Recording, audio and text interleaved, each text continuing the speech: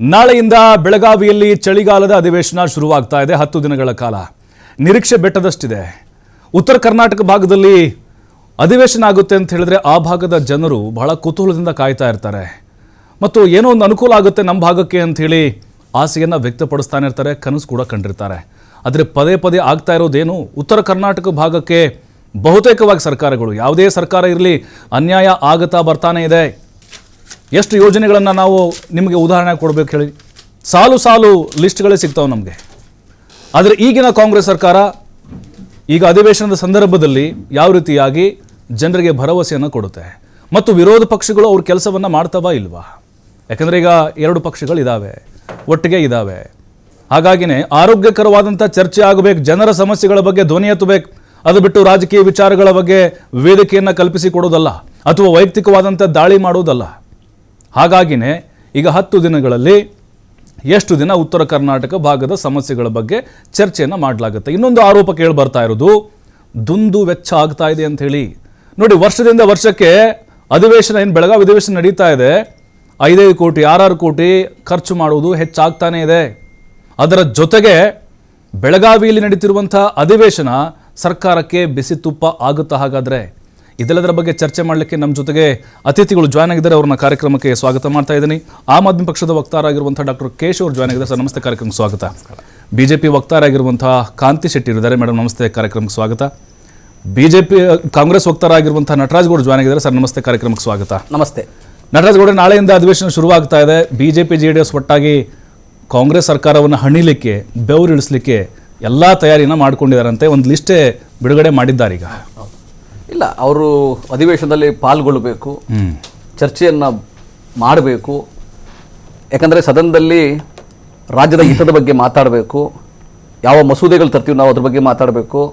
ನಾವು 2.5 ವರ್ಷಗಳ ಕಾಲದ ನಮ್ಮ ಪ್ರಣಾಳಿಕೆಯಲ್ಲಿ ಏನು ಕೊಟ್ಟಿದ್ವಿ, ಭರವಸೆಗಳು ಏನು ಕೊಟ್ಟಿದ್ವಿ, ಅದನ್ನು ಎಷ್ಟು ಈಡೇರಿಸಿದ್ದೀವಿ, ಜನಗಳಿಗೆ ಏನು ಅನುಕೂಲ ಆಗಿದೆ ಅನ್ನೋ ಬಗ್ಗೆ ಮಾತಾಡಬೇಕು. ನಾವು ನೋಡಿ, ಸುಮಾರು 490ಕ್ಕೂ ಹೆಚ್ಚು ಭರವಸೆಗಳನ್ನು ನಾವು ಕೊಟ್ಟಿದ್ವಿ ನಮ್ಮ ಪ್ರಣಾಳಿಕೆಯಲ್ಲಿ 2023 ಅಧಿಕಾರಕ್ಕೆ ಬಂದಾಗ. ಓಕೆ. ಸೊ ನಮಗೊಂದು ಹೆಮ್ಮೆ ಇದೆ. 240ಕ್ಕೂ ಹೆಚ್ಚು ಭರವಸೆಗಳು, ಆಲ್ಮೋಸ್ಟ್ 50% ಭರವಸೆಗಳು ನಾವು ಈಡೇರಿಸಲಿಕ್ಕೆ ಸಾಧ್ಯ ಆಗಿದೆ. ಅಲ್ಲ, ತಮ್ಮನ್ನು ತಾವೇ ತಡ್ಕೊಳ್ತಾ ಇದ್ದೀರಾ ಅನಿಸ್ತದೆ. ಅಷ್ಟು ಆಗಿಲ್ಲ ಸರ್, ಅಷ್ಟು ಭರವಸೆ ಈಡೇರಿಸಿಲ್ಲ. ನಿಮ್ಗೆ ಹೇಳ್ತೀನಿ, ಒಂದು ಸಂಸ್ಥೆ ವರದಿ ಕೊಟ್ಟಿದೆ ಸರ್, 15 20 ಇದಾವೆ ಅಂತ ಅಷ್ಟೇ. ಅದು ಈಗ ಗ್ಯಾರಂಟಿ ಬಿಟ್ಟು ಈಗ ಸರ್ಕಾರದ ಅಂಕಿಅಂಶಗಳು ತಗೋಬೇಕು. ಓಕೆ. ಇಲಾಖೆ ವೈಸು ಅಂಕಿಅಂಶಗಳು ತಗೋಬೇಕು. ನಾವು ಪ್ರತಿ ಇಲಾಖೆನಲ್ಲಿ 33 ಮಂತ್ರಿನಲ್ಲಿ ಯಾರ್ಯಾವ ಇಲಾಖೆಗಳಲ್ಲಿ ಏನೇನು ಆಗಿದೆ ಅನ್ನೋದು ಅಂಕಿಅಂಶ ತಗೋಬೇಕು. ಸುಮ್ಮನೆ ಯಾರೋ ಹೇಳಿಕೆ ಕೊಡೋದನ್ನ ನಾನು ಒಪ್ಲಿಕ್ಕೆ ಸಾಧ್ಯ ಆಗಲ್ಲ. ಯಾಕಂದರೆ ಕೆಲವರು ದೋಷಪೂರಿತ, ಲೋಪಯುಕ್ತ, ಕೆಲವರು ಬಿಜೆಪಿ ಪರವಾದದ್ದು, ಸರ್ಕಾರದ ವಿರುದ್ಧವಾದಂಥದ್ದು ಕೆಲಸಗಳು ಮಾಡ್ತಿರ್ತಾರೆ. ಅದರಿಂದ ನಮಗೇನು ತಕರಾರಿಲ್ಲ. ನಮ್ಗೆ ಅವಾಗ ನಮಗೂ ಇನ್ನೂ ಸಂತೋಷ ಆಗ್ತದೆ ಹೇಳಲಿಕ್ಕೆ ಏನೇನು ನಾವು ಮಾಡಿದ್ದೀವಿ ಅಂತ ಹೇಳಲಿಕ್ಕೆ. ನೋಡಿ, ಇಡೀ ಕರ್ನಾಟಕವನ್ನು ನಾವು ಇಡೀ ದೇಶದಲ್ಲಿ ನಂಬರ್ 1 ಮಾಡಿದ್ದೀವಿ, ತಲಾ ಆದಾಯದಲ್ಲಿ ನಂಬರ್ 1 ಮಾಡಿದ್ದೀವಿ. ಅದು ಯಾವ ರೀತಿ ಸಾಧ್ಯ ಆಯಿತು? ಆ ಸೋಷಿಯಲ್ ಆಡಿಟ್ ಏನು ಮಾಡಬೇಕು ನಾವು, ಸಾಮಾಜಿಕ ಆಡಿಟಿಂಗ್ ಏನು ಮಾಡಬೇಕು ನಾವು, ಜನರ ಜೀವನ ಗುಣಮಟ್ಟ ಏನು ಬದಲಾವಣೆ ಆಗಿದೆ, ಎಷ್ಟು ಬಂಡವಾಳ ಹೂಡಿಕೆ ಬಂದಿದೆ, ಎಷ್ಟು ಕಾರ್ಖಾನೆ ಶುರುವಾಗಿದೆ, ಎಷ್ಟು ಉದ್ಯೋಗ ಸೃಷ್ಟಿಯಾಗಿದೆ, ಯಾವ ರೀತಿಯಲ್ಲಿ ನಾವು, ಯಾಕಂದರೆ 2019 ಇಂದ 23ವರೆಗೂ ಒಂದೇ ಒಂದು ಶಿಕ್ಷಕರನ್ನು ನಾವು ನೇಮಕ ಮಾಡ್ಕೊಂಡಿರಲಿಲ್ಲ ಕರ್ನಾಟಕ ಸರ್ಕಾರದ, ಬಿಜೆಪಿ ಸರ್ಕಾರ 2 ಮುಖ್ಯಮಂತ್ರಿ ಇದ್ದಾಗ. ನಾವು ಬಂದ ಮೇಲೆ 15,000 ಶಿಕ್ಷಕರನ್ನ ನೇಮಕ ಮಾಡ್ಕೊಂಡ್ವಿ. ಯಾವ ರೀತಿಯಾಗಿ 5,500 ಬಸ್ಗಳನ್ನ ಕೊಂಡ್ಕೊಂಡ್ವಿ. ಯಾಕಂದರೆ ಎಲ್ಲ ಇಲಾಖೆನಲ್ಲೂ ಒಂದೊಂದು. ಆಮೇಲೆ ನೋಡಿ, ಈ ಕ್ಯಾನ್ಸರ್ ತುಂಬಾ ಜಾಸ್ತಿ ಆಗಿಬಿಟ್ಟಿತ್ತು ಸರ್. ಸರ್ಕಾರದ ವಿರುದ್ಧ ಜೆನ್ಜಿ ನೇಪಾಳದ ಮಾದರಿ ಹೋರಾಟ ಶುರುವಾಗ್ತಿದೆ. ಮೊನ್ನೆ ಧಾರವಾಡದಲ್ಲಿ ಶುರುವಾಯಿತು. ಕೇಳಿ, ಅದು ಒಂದು ನೇಮಕಾತಿ ಆಗ್ತಿಲ್ಲ ಅಂತ ಹೇಳಿ ಅದು ಒಂದು ಪ್ರಯೋಗ. ಆದ್ರೆ ಇಡೀ ದೇಶದಲ್ಲಿ ಕರ್ನಾಟಕ ನಂಬರ್ 1 ಇದೆ ಉದ್ಯೋಗ ಸೃಷ್ಟಿನಲ್ಲಿ, ಕರ್ನಾಟಕ ನಂಬರ್ 1 ಇದೆ ಸ್ಟಾರ್ಟ್ಅಪ್ ಅಲ್ಲಿ, ಕರ್ನಾಟಕ ನಂಬರ್ 1 ಇದೆ ವುಮೆನ್ ಎಂಟರ್ಪ್ರಿನರ್ಶಿಪ್ ಅಲ್ಲಿ, ಕರ್ನಾಟಕ ನಂಬರ್ 1 ಇದೆ ಬಂಡವಾಳ ಹೂಡಿಕೆಯಲ್ಲಿ, ಕರ್ನಾಟಕ ನಂಬರ್ 2 ಇದೆ ತೆರಿಗೆ ಕೊಡೋದೊಳಗೆ. ಈ ರೀತಿಯಾಗಿ ನಮ್ಮಲ್ಲಿ ಇದೆ. ಯಾಕಂದ್ರೆ ಚರ್ಚೆಗೆ ಬಂದಾಗ ಮಾಹಿತಿ ಬರ್ತಿರೋದಲ್ಲ, ಎಲ್ಲ ಮಾಹಿತಿ ಕೊಡ್ತೀವಲ್ಲ. ನಮಗೆ ಯಾರು ಉತ್ತರ ಕರ್ನಾಟಕಕ್ಕೆ, ಎಸ್ಪೆಷಲಿ ಉತ್ತರ ಕರ್ನಾಟಕದಲ್ಲಿ ಏನು ಅನ್ಯಾಯ ಆಗ್ತಾ ಇದೆ, ಯಾವ ರೀತಿಯಾಗಿ ಮಹದಾಯಿಯನ್ನ ಮಾಡಲಿಕ್ಕೆ ಕೇಂದ್ರ ಸರ್ಕಾರ ಬಿಡ್ತಿಲ್ಲ, ಯಾವ ರೀತಿ ಭದ್ರಾ ಅಣೆಕಟ್ಟು ಇದಕ್ಕೆ 5,300 ಕೋಟಿ ರೂಪಾಯಿ ಬಿಡುಗಡೆ ಮಾಡ್ತೀವಿ ಅಂತ ವಾಗ್ದಾನ ಕೊಟ್ಟು ಯಾವ ರೀತಿಯ ಕರ್ನಾಟಕ ಅನ್ಯಾಯ ಮಾಡಿದ್ದಾರೆ, ಯಾವ ರೀತಿಯಾಗಿ ಬರ ಪರಿಹಾರದಲ್ಲಿ ತಾರತಮ್ಯ ಮಾಡ್ತಿದ್ದಾರೆ, ಯಾವ ರೀತಿಯಾಗಿ ನೆರೆ ಪರಿಹಾರದಲ್ಲಿ ತಾರತಮ್ಯ ಮಾಡ್ತಿದ್ದಾರೆ, ಯಾವ ರೀತಿಯಾಗಿ ಅನುದಾನಗಳನ್ನ ಕೊಡ್ತಿಲ್ಲ, ಯೋಜನೆಗಳನ್ನ ಕೊಡ್ತಿಲ್ಲ ಕೇಂದ್ರ ಸರ್ಕಾರ, ಯಾವ ರೀತಿ ಮಾಡ್ತಾರೆ ಅದನ್ನು ಬಹಿರಂಗ ಮಾಡ್ತೀವಿ ಸದನದಲ್ಲಿ, ಅದನ್ನು ಮಾಹಿತಿ ಕೊಡ್ತೀವಿ. ಆಮೇಲೆ ನಾವು ಯಾವ ರೀತಿ ಕಬ್ಬು ಬೆಳೆಗಾರರ ಪರವಾಗಿ ನಿಂತ್ಕೊಂಡ್ವಿ, ಯಾವ ರೀತಿಯಾಗಿ ನಮ್ಮ ಮಾನ್ಯ ಮುಖ್ಯಮಂತ್ರಿಗಳ ಹೋರಾಟದ ಪರವಾಗಿ ಮುಖ್ಯಮಂತ್ರಿಗಳು ಪ್ರಧಾನಮಂತ್ರಿಗಳು ಭೇಟಿ ಮಾಡಿದ ಮೇಲೆ ಯಾವ ರೀತಿ ಕೇಂದ್ರ ಸರ್ಕಾರ ಅದಕ್ಕೆ ಸ್ಪಂದಿಸಿ ಈಗ 40 ರೂಪಾಯಿ ಪರ್ ಕಿಲೋ ಸಕ್ಕರೆ ಯಾವ ರೀತಿ ಬೆಲೆ ಹೆಚ್ಚಿಗೆ ಮಾಡಿದೆ. 2019 ಚೇಂಜ್ ಆಗಿರಲಿಲ್ಲ, 31 ರೂಪಾಯಿ ಇತ್ತು. ಮಾನ್ಯ ಸಿದ್ದರಾಮಯ್ಯನವರ ಬೇಡಿಕೆಯ ನಂತರ ಅವರು ಕೇಂದ್ರ ಸರ್ಕಾರಕ್ಕೆ ಹೋಗಿ ಭೇಟಿ ಮಾಡಿದ ನಂತರ ಅದನ್ನ ಸ್ಪಂದಿಸಿ ಅದನ್ನ 40 ರೂಪಾಯಿ ಮಾಡಿದ್ದಾರೆ. Yes, So, sir. ಇದು ಯಾವ ರೀತಿ ಆಗಿದೆ? ಮೆಕ್ಕೆಜೋಳದ ಖರೀದಿ ಯಾಕೆ ಮಾಡ್ತಾ ಇಲ್ಲ ಕೇಂದ್ರ ಸರ್ಕಾರ? ಯಾಕೆ ಅದ್ರ ಮೇಲೆ ಜಾಸ್ತಿ ಕೊಂಡ್ಕೊಳ್ಳಿಕ್ಕೆ ಅವರು ಅನುದಾನ ಕೊಡ್ತಾ ಇಲ್ಲ? ಇವೆಲ್ಲ ಚರ್ಚೆ ಬರ್ತದೆ ಬಹಳ. Yes sir. ಮೇಡಮ್ ಈಗ ಬಿಜೆಪಿ ಮತ್ತೆ JDS ಒಟ್ಟಾಗಿದ್ದೀರಿ, ಹಾಗಾಗಿ ತಾವು ಹೇಗೆ ಸರ್ಕಾರವನ್ನ ಎದುರಿಸ್ತೀರಿ? ಬರೀ ರಾಜಕೀಯ ವಿಚಾರದ ಮೇಲೆ ಚರ್ಚೆ ಆಗುತ್ತಾ ಅಥವಾ ಉತ್ತರ ಕರ್ನಾಟಕ ಭಾಗದ ಸಮಸ್ಯೆಗಳ ಬಗ್ಗೆ ಧ್ವನಿ ಎತ್ತೀರಾ ಅಂತ? ಆತ್ಮಸಾಕ್ಷಿ ಅಂತ ಇದ್ರೆ ಕಾಂಗ್ರೆಸ್ ಅವಲೋಕನ ಮಾಡ್ಕೋಬೇಕು. ಇಷ್ಟೊತ್ತು ಅವರು ಮಾತಾಡಿದ್ರು ನಾನು ಏನಕ್ಕೆ ಸುಮ್ಮನಿದ್ದೆ ಅಂದ್ರೆ ಅವ್ರು ಕೇಳ್ಕೊಂಡು ಸುಮ್ಮನಿದ್ದೆ. ಅವರು ನಟರಾಜ್ ಗೌಡ್ರೆ, ನೀವು ಒಂದು ಆಡಳಿತ ಪಕ್ಷದ ವಕ್ತಾರ ಇದ್ದೀರಾ. ಒಂದು ಈ ವಾಹಿನಿ ಮುಖಾಂತರ ಮಾನ್ಯ ಸಿದ್ದರಾಮಯ್ಯನವರೆಗೂ ನಾನು ಕೇಳಕ್ಕೆ ಇಷ್ಟಪಡ್ತೀನಿ. 5 ಗ್ಯಾರಂಟಿ ಬಿಟ್ರೆ ಅವ್ರು ಕೊಟ್ಟಿರುವಂತಹ ಒಂದು ಯಾವುದು ಎಲೆಕ್ಷನ್ ಟೈಮಲ್ಲಿ ಕೊಟ್ಟಿದಾರಲ್ಲ, ಅದರಲ್ಲಿ ಯಾವ್ದಾದ್ರು ಒಂದು ಕೆಲಸ ಆಗಿದೆಯಾ? ಒಂದು. ಎರಡನೇದು, ಇಲ್ಲಿರುವ ಯಾವ್ದಾದ್ರು ಒಂದು MLA ಫೋನೋ ಕಾಲ್ ತಗೊಳ್ಳಿ, 1 ಕಿಲೋಮೀಟರ್ ರಸ್ತೆ ಆಗಿದೆಯಾ ಕೇಳಿ. ಅಥವಾ ಅವ್ರಿಗೆ ಕೊಟ್ಟಿರುವಂತಹ 50 ಕಾಂಗ್ರೆಸ್ MLAಗೆ 50 ಕೋಟಿ, ಬಿಜೆಪಿ MLA 25 ಕೋಟಿ, ಅವ್ರಿಗೆ ಆಲ್ರೆಡಿ ಅದು ರಿಯಲೈಸ್ ಆಗಿದೆಯಾ ಕೇಳಿ. ಯಾವ್ದಾದ್ರು ಒಂದೇ ಒಂದು MLAಗೆ ನೀವು ಫೋನ್ ತಗೊಳ್ಳಿ ಪ್ರಭು. ಯಾರಾದ್ರೂ ಒಬ್ರು ಒಂದೇ ಒಂದು ಸಂಕ್ಷಾಪ್ತನೆ ಈ ರಾಜ್ಯದಲ್ಲಿ ಯಾವ MLA ಆದ್ರೂ ಮಾಡಿದಾರ ಅಂತ ಕೇಳಬೇಕು. ಬೇರೆ ಬೇಡ, ಸಿಂಪಲ್. ಇದು ಜನರಿಗೆ ಅರ್ಥ ಆಗೋ ತರ ನಾನು ಹೇಳ್ತೇನೆ. ಇಷ್ಟೊತ್ತಿಂದ ಅವ್ರು ಹೇಳಿದ್ರು ಬಸ್ಗಳಂತ ಹೇಳಿ. ಮಾನ್ಯ ವಾಹಿನಿ ವೀಕ್ಷಕರು ಇದನ್ನು ಒಪ್ಕೋತಾರೆ ಅಂತ ಅನ್ಕೋತೀನಿ. ಬಸ್ಗಳು ಬೊಮ್ಮಾಯಿ ಅವರು ಬುಕ್ ಮಾಡಿರೋ ಬಸ್ಗಳು ಬಿಟ್ರೆ, ಎಲೆಕ್ಟ್ರಿಕ್ ಬಸ್ ಇದರಿಂದ ಬಂದಿರೋದು ಬಿಟ್ರೆ, ಕುಮಾರಸ್ವಾಮಿ ಅವರು ಹೇಳಿದ್ದು ಯಾವ ಬಸ್ಸು ಬಂದಿಲ್ಲ. ಒಂದು ಅವರ ಗಮನಕ್ಕಿರ್ಲಿ. ಅದರ ಜೊತೆ ಭದ್ರಾ ಮೇಲ್ದಂಡೆ ಬಗ್ಗೆ ಮಾತಾಡಿದ್ರು. ಭದ್ರಾ ಮೇಲ್ದಂಡೆ 5300 ಕೋಟಿ. ಇವರು ಅದಕ್ಕೊಂದು ಡೀಟೇಲ್ ರಿಪೋರ್ಟ್ ರೆಡಿ ಮಾಡಿ ರಾಜ್ಯದ ಪಾಲೇನಾದ್ರು ಇಟ್ಟಿದ್ದಾರಾ? ಅದು ಮಾಡಿಲ್ಲ. ಇವ್ರ ಕೆಲಸ ಅವ್ರು ಮಾಡದೆ ಸುಮ್ಮನೆ ಆದ್ರೂ ಪ್ರತಿ ಒಂದಕ್ಕೂ ಪ್ರಭು 585 ಜನ ಗುಂಡಿಯಲ್ಲಿ ಬಿದ್ದು ಸತ್ತಿದ್ದಾರೆ. ಇದಕ್ಕೂ ಮೋದಿ ಸದ್ಯಕ್ಕೆ ಬೆಟ್ಟು ತೋರಿಸಿಲ್ಲ. ಪ್ರತಿ ಒಂದಕ್ಕೂ ಮೋದಿ ಬೆಟ್ಟು ತೋರಿಸುದು ಇದು ಮೊದಲಿಂದ ನಡೀತಾ ಇದ್ದು. 585 ಜನ ಸತ್ತಿದ್ದಾರೆ. ಇವ್ರಿಗೆ ಏನಾದ್ರೂ ಅದ್ರ ಬಗ್ಗೆ ಯೋಚನೆ ಇದೆಯಾ? ಅದರ ಜೊತೆಗೆ ರೈತರ ಬಗ್ಗೆ ಮಾತಾಡಿದ್ರು. ಇಷ್ಟು ಜನ ರೈತರ ಎಷ್ಟು ಜನ ಆತ್ಮಹತ್ಯೆ ಆಯ್ತು, ಅಧಿಕಾರಿಗಳು ಎಷ್ಟು ಜನ ಬಡ್ದಿಟ್ಬಿಟ್ಟು ಆತ್ಮಹತ್ಯೆ ಮಾಡ್ಕೊಂಡ್ರು, ಇಷ್ಟು ಜನ ಮಹಿಳೆಯರ ಅತ್ಯಾಚಾರ ಆಗೋಯ್ತು, ನವಜಾತ ಶಿಶುಗಳ ಹತ್ಯೆ ಆಯ್ತು, ಬಾಣಂತಿಯರ ಹತ್ಯೆ ಆಯ್ತು. ಈ ಸರ್ಕಾರ ಮಾಡಿದ್ದು 1-2 ಈ ಅಧಿವೇಶನದಲ್ಲಿ ರೈತರ ಬಗ್ಗೆ ಮಾತಾಡ್ತೀವಿ, ಸರ್ಕಾರ ದಿವಾಳಿಯಾದ ಬಗ್ಗೆ ಮಾತಾಡ್ತೀವಿ, ಮಹಿಳೆಯರ ಬಗ್ಗೆ ಮಾತಾಡ್ತೀವಿ.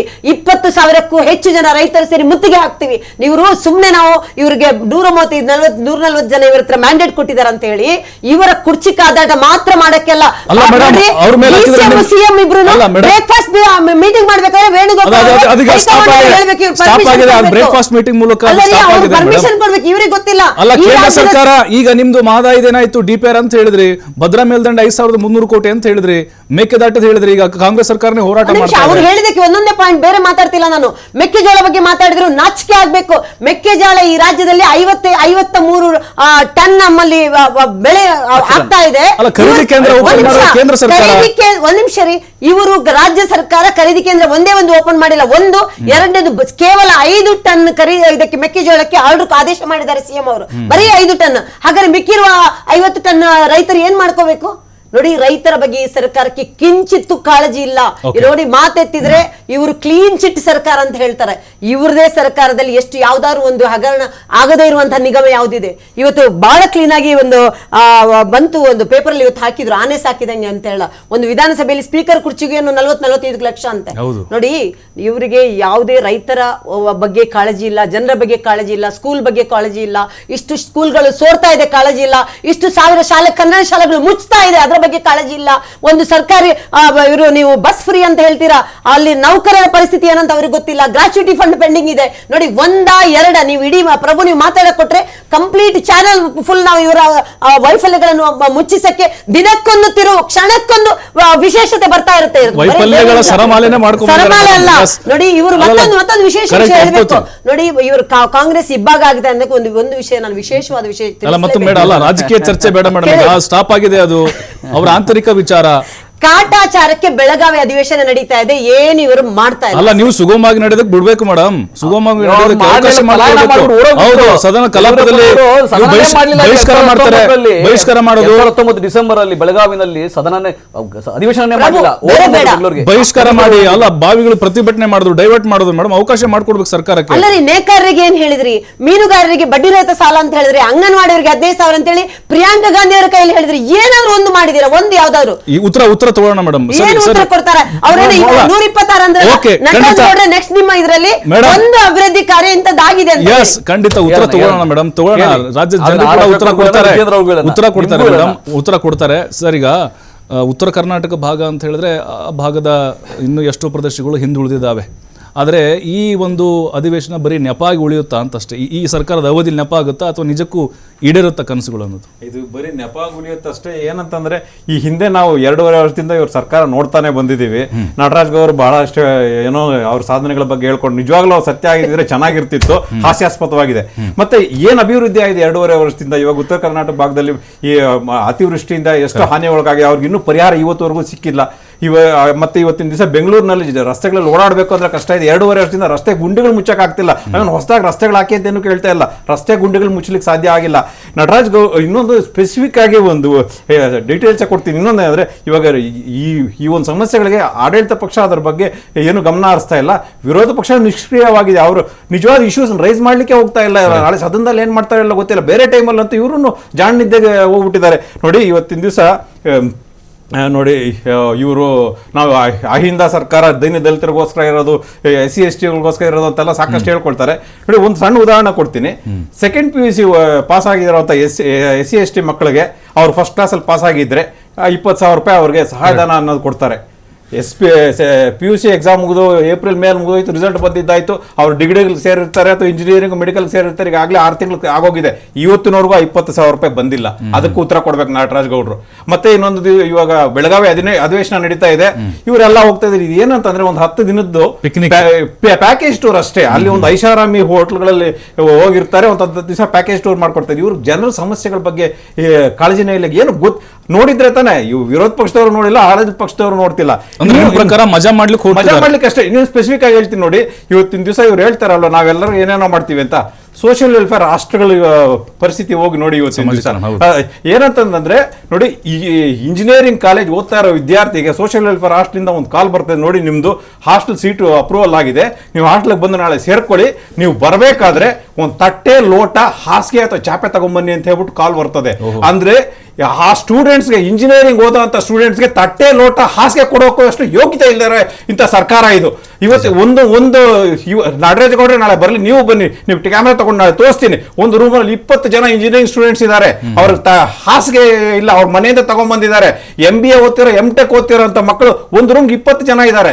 ಏನ್ ವ್ಯವಸ್ಥೆ ಕೊಡ್ತಿದ್ದಾರೆ ಗ್ಯಾರಂಟಿ ಏನು ಜನ ಏನ್ ಮಾಡ್ತಾ ಇದ್ದಾರೆ? ಸ್ಪೆಸಿಫಿಕ್ ಇವಾಗ ನೋಡಿ, ರೈತರು ದಿನ ಬೆಳಗಾದ್ರೆ ಅಲ್ಲಿ ಕಬ್ಬು ಬೆಳೆಗೆ ಹರಿದಾಯ್ತು, ಮೆಕ್ಕೆಜೋಳದ್ದು, ಆಮೇಲೆ ಈ ಕೋಲಾರದ ಭಾಗದಲ್ಲಿ ನೋಡಿದ್ರೆ ಟೊಮೊಟೊ ಬೀದಿಗೆ ಸುರಿತಾರೆ. ಪ್ರತಿಯೊಂದು ಭಾಗದಲ್ಲೂ ರೈತರ ಸಮಸ್ಯೆಗಳಿದೆ. ರೈತರ ಸಮಸ್ಯೆಗಳು ಎಲ್ಲ ಆಲಿಸಿದ್ದಾರೆ, ಏನ್ ವ್ಯವಸ್ಥೆ ಮಾಡಿದ್ದಾರೆ ಅಂದ್ರೆ ಇವ್ರು ನಾವು ರೈತರಿಗೆ ಏನಾದ್ರು ಮಾಡಿದ್ರೆ ರೈತರು ಹೋರಾಟ ಮಾಡ್ಬೇಕಾದ ಅನಿವಾರ್ಯತೆ ಏನಿದೆ? ರಸ್ತೆಗೆ ಯಾಕೆ ಇಳಿಬೇಕಾಗಿದೆ? ಹಾಗಾಗಿ ಸಮಸ್ಯೆಗಳು ಸರ್ಮಾಲ ಹಂಗೆ ಬೆಳ್ಕೊಂಡೇ ಬರ್ತಾ ಇದೆ. ಇವ್ರು ಸುಮ್ಮನೆ 2.5 ವರ್ಷದಿಂದ ಇವ್ರು ರಾಜಕೀಯ ಮಾಡ್ಕೊಂಡೆ ಕಾಲ ಹಾಕಿದ್ರು, ಏನು ಅಭಿವೃದ್ಧಿ ಕಾರ್ಯಕ್ರಮ ಆಗಿಲ್ಲ. ಇನ್ನು 2.5 ವರ್ಷ ಏನ್ ಮಾಡ್ತಾರೋ ಗೊತ್ತಿಲ್ಲ. ಇದಕ್ಕೆ ಇನ್ನೊಂದು ಆಡಳಿತ ಪಕ್ಷ ವೈಫಲ್ಯ ಎತ್ತಿ ಹಿಡಿಯೋದ್ರಲ್ಲಿ ಕೂಡ ವಿರೋಧ ಪಕ್ಷಗಳು ಕೂಡ ವಿಫಲವಾಗಿದ್ದಾವೆ ಇಲ್ಲಿ. ಕರೆಕ್ಟ್. ಬರ್ತೀನಿ ಮೇಡಮ್, ಉತ್ತರ ತಗೋತೀನಿ. ಮೇಡಮ್, ಈಗ ಹೌದು, ತಲಾದಾಯ 2 ಲಕ್ಷಕ್ಕಿಂತ ಹೆಚ್ಚಾಗಿದೆ. ಸರ್ಕಾರದ ಸಾಧನೆ ತಮ್ಮ ಅವಧಿಯಲ್ಲಿ ಏನಿತ್ತು? ರೂಪಾಯಿ ಮೌಲ್ಯ ಎಷ್ಟು ಹೋಗಿದೆ? ದಾಖಲೆ 90 ರೂಪಾಯಿ ಹೋಗಿದೆ. ಅದು ನಿಮ್ಮ ಮೊಬೈಲ್ ಅಲ್ವಾ? ಅವ್ರು ಸಾಧನೆ ಹೇಳ್ಕೊಳ್ತಾ ಇದ್ದಾರೆ. ಪ್ರಭು, ಅವರ ಸಾಧನೆ ಏನು ಅಂತ ಹೇಳಿದ್ರೆ ನಶಾಮಯವಾಗಿದೆ ಕರ್ನಾಟಕ. ಗಾಂಜಾ ಇದರಲ್ಲಿ ನಂಬರ್ 1 ಇದೆ ನೋಡಿ. ಇಡೀ ರಾಜ್ಯ, ಇಡೀ ದೇಶದಲ್ಲಿ 844 kg ಆಗಿದ್ರೆ ಅದರಲ್ಲಿ 49 ಕೇಸ್ ಕರ್ನಾಟಕದ್ದೇ ಇದೆ. ಕರ್ನಾಟಕ 35% ಟೋಟ್ ನಂಬರ್ 1 ಇನ್ ಕರ್ನಾಟಕ ಗಾಂಜಾ. ಇದರಲ್ಲಿ ಮೊನ್ನೆಯಿಂದ ಒಂದು 10-15 ಪೇಪರ್ ಅಲ್ಲಿ ಅದೇ ಬರ್ತಾ ಇದೆ. ಅದ್ರ ಬಗ್ಗೆ ಯಾರು ಮಾತಾಡ್ತಾ ಇಲ್ಲ. ಈಗಿನ ಯುವಕರ ಬಗ್ಗೆ ಅಥವಾ ಕಾಲೇಜಲ್ಲಿ ಏನೇನ್ ಆಗ್ತಾ ಇದೆ ಅದ್ರ ಬಗ್ಗೆ ಯಾರಿಗೂ ಕಾಳಜಿ ಇಲ್ಲ. ಗೃಹ ಇಲಾಖೆ ಅಂತೂ ನಿರ್ಜೀವ ಆಗಿದೆ, ಜೀವಂತ ಇಲ್ಲ ಅಂತ ಹೇಳ್ಬೋದು. ಬರೀ ನಂಬರ್ 1 ಅದರಲ್ಲಿ ಮಾತ್ರ ಹೇಳ್ತಾ ಇಲ್ಲ, ಭ್ರಷ್ಟಾಚಾರದಲ್ಲಿ ನಂಬರ್ 1 ನಾವು ಹೇಳಿಲ್ಲ. ಸಿಎಂ ಅವರ ಆರ್ಥಿಕ ಸಲಹೆಗಾರ ರಾಯರೆಡ್ಡಿ ಏನಂತ ಹೇಳಿದ್ರು? ಬೇಡ, ಸಿಎಂ ಅವರು ಇದೇ ರಾಜ್ಯ ಸರ್ಕಾರ ಅಪಾಯಿಂಟ್ ಮಾಡಿದಂತಹ ಉಪಲೋಕಾಯುಕ್ತರು ಏನಂತ ಹೇಳಿದ್ರು? 63% ಅಂತ ಹೇಳಿದ್ರು. ನೋಡಿ, ನಾವು ನಟರಾಜ್ ಗೌಡ್ರೆ ಉಪಲೋಕಾಯುಕ್ತರು ಸ್ಪಷ್ಟನೆ ಕೊಟ್ಟಿದ್ದಾರೆ. ಒಂದ್ ನಿಮಿಷ, ಅದು ಇರ್ಬೋದು. ನೀವು ಪ್ರಶ್ನೆ ಏನೇ ಇದ್ರು ಕೂಡ ನಾನು ಹೇಳುದಿಷ್ಟೇ. ನೋಡಿ ನಟರಾಜ್ ಗೌಡ್ರೆ, ನಿಮ್ಗೂ ಇದು ಆತ್ಮಾವಲೋಕನ ಮಾಡ್ಕೊಳ್ಳುವಂತ ಸಮಯ. ನೋಡಿ, 585 ಜನ ಗುಂಡಿಯಲ್ಲಿ ಬಿದ್ದು ಸತ್ರು ಅಂತ ಹೇಳಿದ್ರೆ ನಿಮ್ಗೆ ಸ್ವಲ್ಪ ಕಿಂಚಿತ್ತು ಅದರ ಬಗ್ಗೆ ಯೋಚನೆ ಇಲ್ವಾ? ನೀವು ಇಷ್ಟು ಸಾವಿರ ಕೋಟಿ ಗುಂಡಿಗೋಸ್ಕರ ಬ್ಯಾಂಗ್ಳೂರ್ಗೋಸ್ಕರ ರಿಲೀಸ್ ಮಾಡಿದ್ರೆ ಏನ್ ಮಾಡ್ತಾ ಇದ್ದೀರಾ? ಯಾವುದೋ ಒಂದು ಖಾಸಗಿ ಚಾನಲ್ ರಿಯಾಲಿಟಿ ಚೆಕ್ ಮಾಡಿದ್ರೆ ಒಂದೇ ವಾರದಲ್ಲಿ ಡಾಕ್ಟರ್ಗಳು ಕಿತ್ತು ಬರ್ತಾ ಇದೆ, ಒಂದೇ ವಾರದಲ್ಲಿ. ಈ ತರ ಹೇಳಿದ್ರೆ ನಿಮ್ಮ ಅವಧಿಯಲ್ಲಿ ಆಗಿಲ್ವಾ ಅಂತ ಅವ್ರು ಪ್ರಶ್ನೆ ಮಾಡ್ತಾರೆ ಮೇಡಮ್. ಒಂದ್ ನಿಮಿಷ, ಒಂದು NCRB ಡೇಟಾ ಪ್ರಕಾರ 60% ಎಕ್ಸ್ಟ್ರಾ ಆಗಿದೆ ಅಪರಾಧಗಳ ಸಂಖ್ಯೆ, ಮಹಿಳೆಯರ ಅಪರಾಧಗಳ ಅತ್ಯಾಚಾರಗಳ ಬಗ್ಗೆ. ನೋಡಿ, ಕಾನೂನು ಸುವ್ಯವಸ್ಥೆ ಇಲ್ವೇ ಇಲ್ಲ. ಎಲ್ಲಾದ್ರೂ ಕಾನೂನು ಸುವ್ಯವಸ್ಥೆ ಇದ್ರಲ್ಲಿ ನಂಬರ್ 1 ಅಂತ ಹೇಳ್ಬೋದು. ಕಾನೂನು ಸುವ್ಯವಸ್ಥೆ ಹದಗೆಟ್ಟಿರೋದು ನಂಬರ್ 1 ಕರ್ನಾಟಕ. ನಶಾಮಯವಾಗಿದೆ ಕರ್ನಾಟಕ, ಡ್ರಗ್ಸ್ ಮಯವಾಗಿದೆ ಕರ್ನಾಟಕ.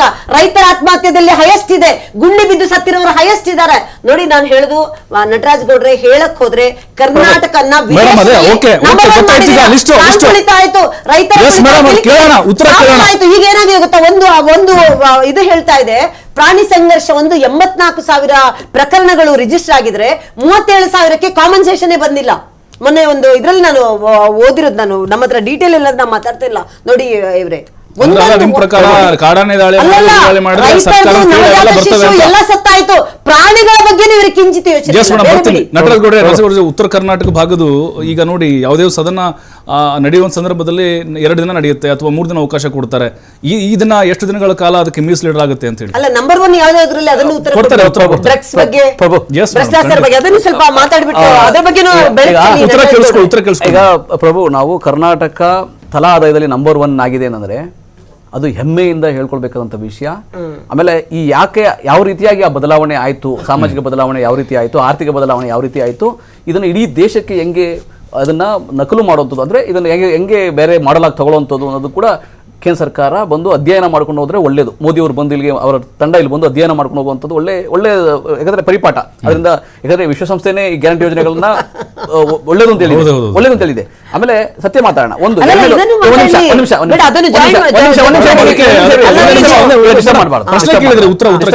ಆಮೇಲೆ ಡ್ರಗ್ಸ್ ಅಲ್ಲಿ ಕರ್ನಾಟಕ ನಂಬರ್ 1 ಕೇಳಿ, ಇರ್ರಿ ನಾನು ಮಾತಾಡ್ಬಿಡ್ತೀನಿ.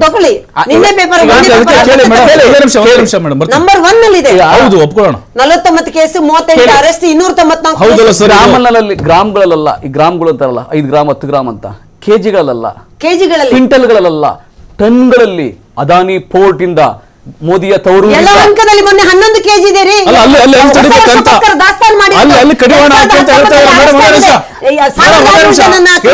ಬಿಟ್ಟಿದಾರಲ್ಲ, ಇದಕ್ಕಿಂತಲೇ ಇದನ್ನ ಬಗ್ಗೆ ಯೋಚನೆ ಮಾಡಿ. ಇದು ಗಂಭೀರವಾದ ವಿಷಯ, ಗ್ರಾಮಗಳಲ್ಲಿ ಅಲ್ಲ, ಮಾಡಬೇಕಾದ ವಿಷಯ. ಕಿಲೋಗ್ರಾಮ್ಗಳಲ್ಲಿ ಅಲ್ಲ, ಟನ್ಗಳ ಕ್ವಿಂಟಾಲ್ಗಳಲ್ಲಿ ಅಲ್ಲ, ಟನ್ಗಳಲ್ಲಿ ಕೋಟ್ಯಾಂತರ ರೂಪಾಯಿ ಅದಾನಿ ಪೋರ್ಟ್ಗಳಿಂದ, ಮೋದಿಯ ತವರೂರು, ಮೋದಿಯ ಮಿತ್ರ ಅದಾನಿ ಪೋರ್ಟ್ಗಳಿಂದ, ಗುಜರಾತಿಂದ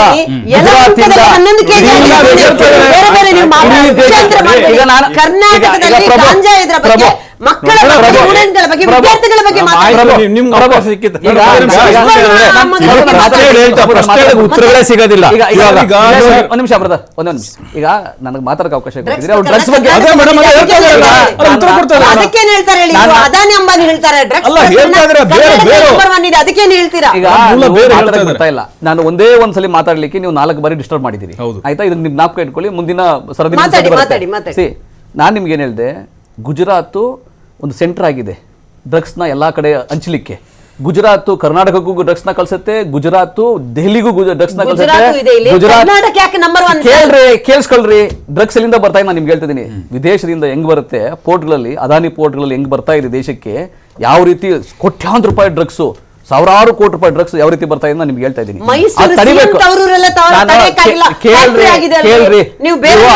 ಅಮಿತ್ ಶಾ ಏನ್ ಕಡ್ಲೆಕಾಯಿ ತಿಂತಾ ಇದಾರ? ಅಮಿತ್ ಶಾ ಏನ್ ಕಡ್ಲೆಕಾಯಿ ತಿಂತಾ ಇದಾರ? ವಿಷಯಾಂತರ ಆಗೋದು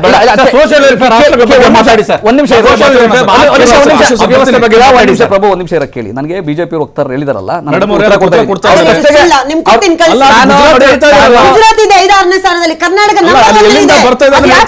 ಎಲ್ಲಿಂದ ಬರ್ತಾ ಇದೆ ಅಂದ್ರೆ ಮೈಸೂರು 6 ಬಾರಿ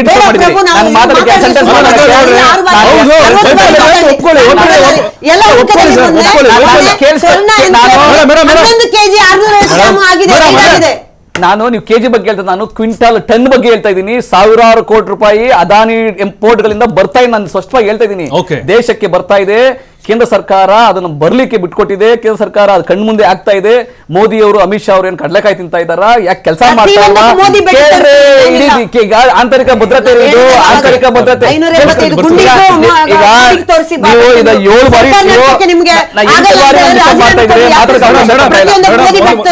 ಬಾರಿ ಮಾತಾಡಕ್ಕೆ ಅವಕಾಶ ಆಯ್ತಾ? ನಾನು ಅದ್ರ ಬಗ್ಗೆ ಹೇಳಿದೆ. ಆಮೇಲೆ ನೀವು ಭ್ರಷ್ಟಾಚಾರದಲ್ಲಿ ನಂಬರ್ 1 ಅಂದ್ರಿ. ಭ್ರಷ್ಟಾಚಾರ ಹೇಳಿದ್ದು ನಾವಲ್ಲ, ಕೇಳಿಸ್ಕೊಳ್ರಿ. ಪಾಟೀಲ್ ಹೇಳಿದ್ದು ನಾವಲ್ಲ, ಉಪಲೋಕಾಯುಕ್ತರ ಮಾತನ್ನ ದುರುಪಯೋಗ ಮಾಡ್ಕೊಂಡ್ರೆ ನಾನು ಸಹಿಸಲ್ಲ ಅಂತ ಉಪಲೋಕಾಯುಕ್ತರು ಹೇಳಿದ್ದಾರೆ. 63% ಇದ್ದು 2019ರಲ್ಲಿ ಯಡಿಯೂರಪ್ಪನವರು ಮುಖ್ಯಮಂತ್ರಿ ಆಗಿದ್ರು. ಆ ಸಮಯದಲ್ಲಿ ನವೆಂಬರ್ ನಲ್ಲಿ ಅದು ಬಂದಂತ ರಿಪೋರ್ಟ್ ಕರ್ನಾಟಕ 5ನೇ ಸ್ಥಾನ, 63% 5ನೇ ಸ್ಥಾನ. ಸಾಕ್ಷಿಯಾಗಿ ಹೇಳಿ ಝೀರೋ ನಿಮ್ದು ಭ್ರಷ್ಟಾಚಾರ ಅಂತ ಹೇಳಿ. ಈಗ ನಾನು ಕೇಳಿಸ್ಕೊಳ್ಳಿ, ನ್ಯಾಯವಾದಿ ಉಪಲೋಕಾಯುಕ್ತರ ಮಾತನ್ನ ಕಪಾಳ ಮೋಕ್ಷ ಮಾಡಿದ್ದಾರೆ ಬಿಜೆಪಿಗೆ. ಉಪಲೋಕಾಯುಕ್ತರು ನಮ್ದು ಝೀರೋ ಭ್ರಷ್ಟಾಚಾರ, ಬಿಜೆಪಿ ಭ್ರಷ್ಟಾಚಾರಗಳ ಪಿತಾಮಹರು ಬಿಜೆಪಿಗರು, ಬಿಜೆಪಿಗರು ಭ್ರಷ್ಟಾಚಾರದ ಪಿತಾಮಹರು. ಕೇಳಿಸ್ಕೊಳ್ಳಿ, ಈಗ ನೀವು ನಾನು ಮಾತಾಡಿ ನೀವು ನನಗೆ ಏನ್ ಪ್ರಶ್ನೆ ಕೇಳಿದ್ರು ನಾನು ಉತ್ತರ ಕೊಡ್ತಾ ಇದ್ದೀನಿ. ಅವ್ರ ಪ್ರಶ್ನೆಗಳು ನಾನು ಉತ್ತರ ಕೊಡ್ತಾ ಇದ್ದೀನಿ. ಆದ್ರೂ ಕೂಡ ತಾಳ್ಮೆಯಲ್ಲದೆ ನಮ್ಮನ್ನು ಡಿಸ್ಟರ್ಬ್ ಮಾಡ್ತಾ ಇದ್ದಾರೆ. ಝೀರೋ ಭ್ರಷ್ಟಾಚಾರ ಅಂತ ಒಪ್ಕೋಬೇಕು. ಉಪಲೋಕಾಯುಕ್ತರು ಇದನ್ನ ಇವರು ಉಪಲೋಕಾಯುಕ್ತರು ಕೌಂಟರ್ ಮಾಡಿ ನೀವು ಉಪಲೋಕಾಯುಕ್ತರಿಗೆ ನೀವು ಅವಮಾನ ಮಾಡಿದಿರಿ. ಉಪಲೋಕಾಯುಕ್ತರ ಮಾತನ್ನ ತಿದ್ದಿ ಹೇಳಿದಿರಿ. ಉಪಲೋಕಾಯುಕ್ತರು ಅದಕ್ಕೆ ಸ್ಪಷ್ಟೀಕರಣ ಮಾಡಿದ ಮೇಲೂ ಕೂಡ ನೀವು ವಕ್ತಾರರಾಗಿ ಆರ್ ಅಶೋಕ್ ಚಾಟಿ ಬೀಸಿದಾರೆ ಅವರು. ಆದ್ರೂ ನೀವು ವಕ್ತಾರರಾಗಿ ಅದನ್ನ ಮತ್ತೆ ನೀವು ಅದನ್ನು ಪುನರುಚ್ಛಿಸ್ತಾ ಇದ್ರ ಅಂದ್ರೆ ನೀವುಗೆ ಬಿಜೆಪಿಗರಿಗೆ ಸುಳ್ಳು ಹೇಳದೆ ಅವರ ಅಜೆಂಡಾ ಆಗಿದೆ, ಚಾಳಿ ಆಗಿದೆ. ಗುತ್ತಿಗೆದಾರ ಸಂಘದವರು ಹೇಳಿದ್ದಾರೆ.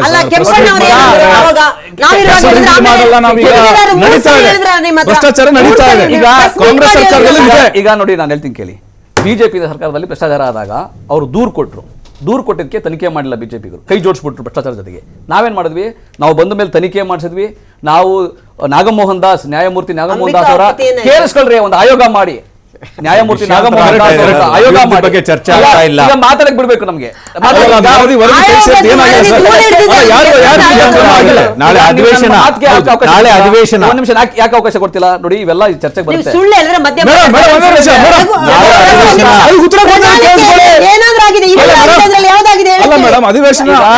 ಪ್ರಶ್ನೆ ಕೇಳೋ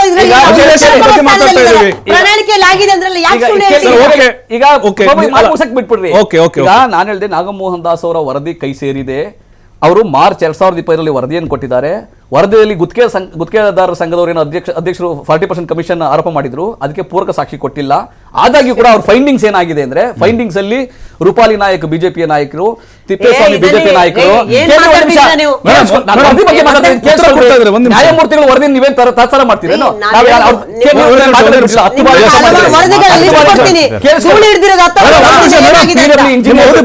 ಅಧಿಕಾರಿಗಳು ಶಾಮೀಲಾಗಿ ಭ್ರಷ್ಟಾಚಾರ ಆಗಿದೆ ಎಂದು ವರದಿ ಕೊಟ್ಟಿದ್ದಾರೆ. ಅದ್ರ ಮೇಲೆ SIT ಆಗಿದೆ. ಪ್ರತಿಯೊಂದು ತನಿಖೆ ನೋಡಿ, ಇವರು 20 ವರ್ಷ ಮಾಡಿದ್ರಲ್ಲ 2G 3G ಅಂತ ಹೇಳಿ ಸುಳ್ಳು ಹೇಳ್ಕೊಂಡು.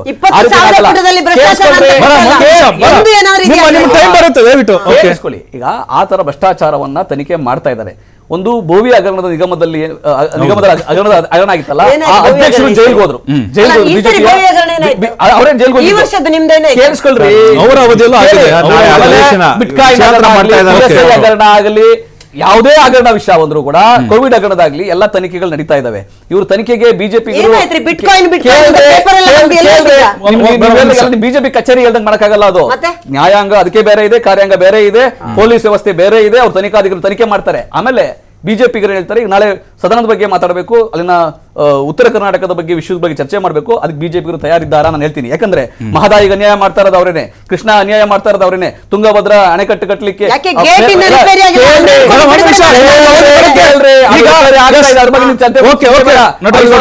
ಅನ್ಯಾಯ ಮಾಡ್ತಾರೆ. ಉತ್ತರ ಕರ್ನಾಟಕದಲ್ಲಿ ಪ್ರವಾಹ ಆದಾಗ 2019ರಲ್ಲಿ ಅಲ್ಲಿ ಅಧಿವೇಶನ ನಡೆಸದಲ್ಲೇ ಬಿಜೆಪಿಗರು ಪಲಾಯನ ಮಾಡಿದ್ರು. ಯಡಿಯೂರಪ್ಪನವರು ಪಲಾಯನ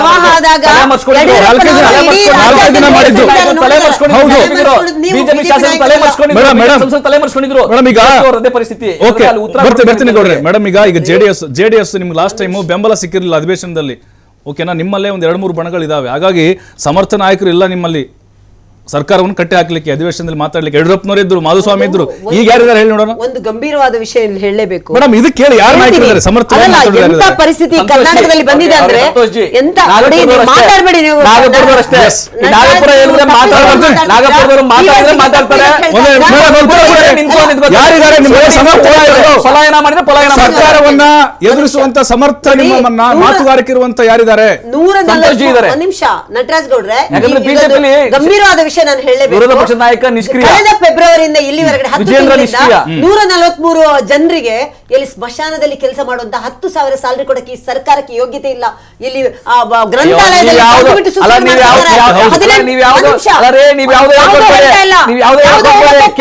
ಡೀಟೇಲ್ ಇಟ್ಕೊಂಡು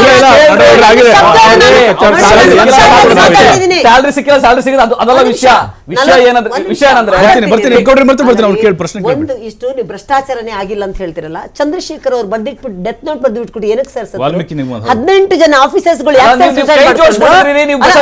ಕ್ರಮ ತಗೊಂಡಿದ್ದೀವಿ, ನಾವು ಕ್ರಮ ತಗೊಂಡಿದ್ದೀವಿ, ಅಧಿಕಾರಿಗಳು ಜೈಲಿಗೆ ಹೋಗಿದ್ದಾರೆ, ಹಣವನ್ನ ನಾವು ವಸೂಲಿ ಮಾಡಿದೀವಿ, ಬಡವರ ಹಣವನ್ನು ವಸೂಲಿ ಮಾಡಿದ್ವಿ. ಬಿಜೆಪಿ ಏನ್ ಮಾಡಿದ್ರು? ಬಡವರ ಹಣವನ್ನು ತಿಂದು ಬಿಟ್ಟಿದ್ರು. ಭ್ರಷ್ಟಾಚಾರ, ಭೋವಿ ಅಭಿವೃದ್ಧಿ ನಿಗಮದಲ್ಲಿ ಭ್ರಷ್ಟಾಚಾರ, ಅಭಿವೃದ್ಧಿ ನಿಗಮದಲ್ಲಿ ಭ್ರಷ್ಟಾಚಾರ, ನಿಮ್ದು ಲಿಸ್ಟ್ ಹೇಳ್ತಾ ಇದ್ದಾರೆ. ಭ್ರಷ್ಟಾಚಾರ, ಸರ್ಕಾರದ ಅವಧಿ ಲಿಸ್ಟ್ ಕೂಡ ಇದೆ. ಅವ್ರು ಕೈ ಜೋಡಿಸಿದ್ರು, ಹಂಚ್ಕೊಂಡ್ಬಿಟ್ಟಿದ್ರು ದುಡ್ಡನ್ನ.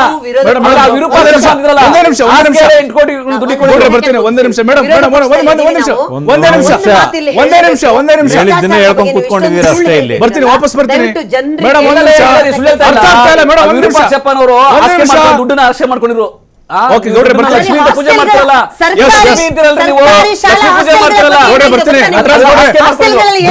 ಗೌಡ್ರೆ ಬರ್ತೀನಿ ಒಂದೇ ನಿಮಿಷ ಮೇಡಮ್. ಈಗ ಜನ ನೋಡ್ತಾ ಇರ್ತಾರೆ, ಅರ್ಥ ಆಗ್ಲಿ, ಬರ್ತೀನಿ ಸರ್, ಅರ್ಥ ಆಗ್ಲಿ ಮೇಡಮ್. ಈಗ ನಾನು ಕೇಳಿದ ಪ್ರಶ್ನೆ, ನಿಮ್ಮಲ್ಲಿ ಧ್ವನಿ ಎತ್ತುವಂತ ನಾಯಕರು, ಆ ಒಂದು ಗಟ್ಸ್ ಧ್ವನಿ ಎದುರುವಂತ ನಾಯಕರು ಯಾರಿದ್ದಾರೆ ಸರ್ಕಾರದ ವಿರುದ್ಧ ಮಾತಾಡ್ಲಿಕ್ಕೆ ಅಂತ ಕೇಳಿದೆ ನಾನು. ಯಾರಿದ್ದಾರೆ? ಅವ್ರಿಗೆ ದ್ವೇಷ ಭಾಷಣ ಮಾತಾಡ್ಲಿಕ್ಕೆ ನಾಯಕರಿದ್ದಾರೆ, ಉತ್ತರ ಕೊಡ್ತಾರೆ.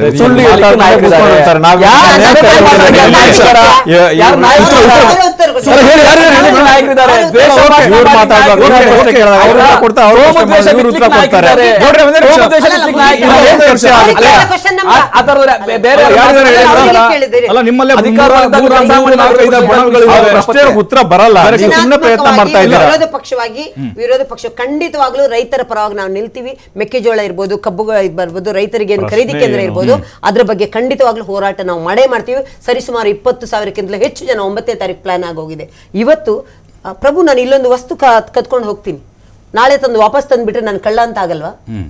ಹೆಸರು ಹೋಗ್ಬಿಡುತ್ತಾ ಅಥವಾ ಕಳ್ಳ ಅಂತ ಕ್ಲೀನ್ ಚಿಟ್ ಆಗುತ್ತೆ? ಹುಬ್ಳೋಡ್ ಚಾತ್ ವಾಪಸ್ ಕೊಟ್ರೆ ಅದು ಕ್ಲೀನ್ ಚಿಟ್.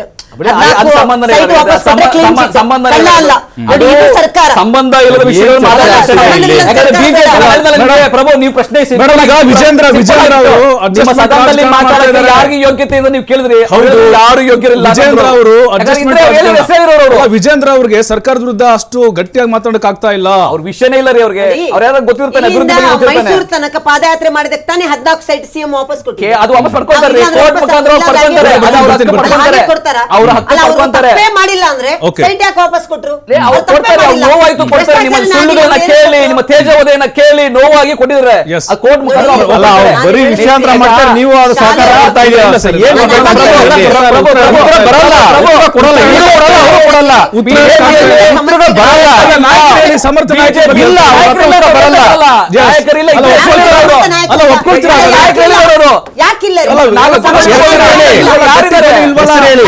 ನಮ್ಮ ರಾಜ್ಯಾಧ್ಯಕ್ಷರಿಲ್ವಾ?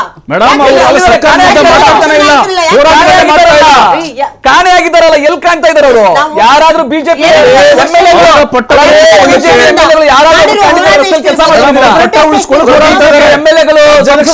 ಉಳಿಸ್ಕೊಳ್ಳಕ್ ಹೋರಾಡ್ತಿದ್ದಾರೆ ಅಷ್ಟೇ. ಈಗ ಅವರು ನೋಡಿ, ನಾನು ಹೇಳೋದಿಷ್ಟೇ, ರಾಜ್ಯದ ಜನರ ಯಾರು ನಾಯಕರಿಲ್ಲ. ಖಂಡಿತವಾಗ್ಲೂ ಮಹಿಳಾ ಪರ ಮಾತಾಡ್ತೀರಾ? ಮಹಿಳೆಯರ ಬರೀ ಅತ್ಯಾಚಾರ ಆಗ್ತಾ ಇದೆ ಬಿಟ್ಟು ಇನ್ನೇನು ಮಹಿಳಾ ಪರ ಕೆಲಸಗಳಾಗಿಲ್ಲ.